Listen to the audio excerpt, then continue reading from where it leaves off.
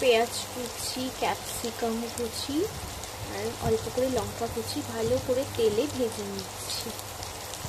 এরপরে দিচ্ছি কাঁচা টমেটো।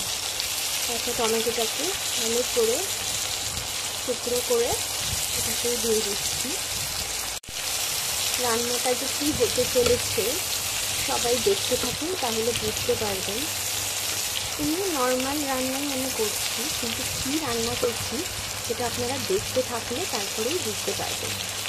এগুলো যখন এরকম ভাজা ভাজা হয়ে এসেছে তখন আমি দিয়ে দেবো হচ্ছে আদা বাটা, রসুন বাটা। ভালো করে একটুখানি মেখে নেব। তারপরে মশলাগুলো দেবো ধীরে ধীরে, একটু মাখিয়ে নিই। দেবো একটু হলুদ গুঁড়ো, জিরের গুঁড়ো, ধনে গুঁড়ো,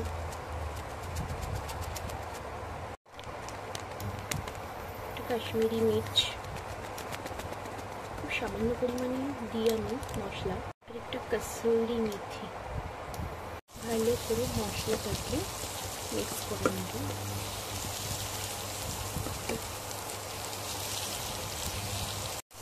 মশলার স্মেলটা যাতে চলে যায় ভালো করে মশলাগুলোকে মিক্স করে নেব।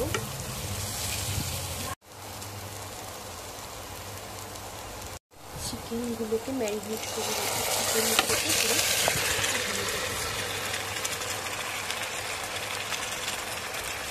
ভালো করে মশলাটার সঙ্গে মাখিয়ে নেব চিকেনগুলোকে। চিকেনগুলো সব দিয়ে দিয়েছি এর মধ্যে। এবার ভালো করে এটাকে মিক্স করছি। এবার এখানে এটাকে রেখে দেবো কিছুক্ষণ। চিকেনগুলোকে সব দিয়ে দিয়েছি, এবার ভালো করে কষিয়ে নেব। সল্ট দিয়ে দিয়েছি। চিকেন থেকে হালকা করে যে জল ছাড়ছে সেই জলেই সিদ্ধ হবে চিকেন।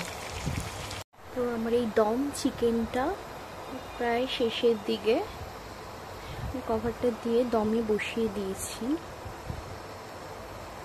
চিকেন দম কষা, চিকেন দম কষা রেডি। এবার একটু ওপরে কসুরি মেথি দিয়ে রেসিপিটাকে নামিয়ে নেব। দম চিকেন রেডি। চিকেনের দম কষা। তো দম চিকেন উপরে কসুরি মেথি দিয়ে এটাকে ঢেকে রেখে দেব।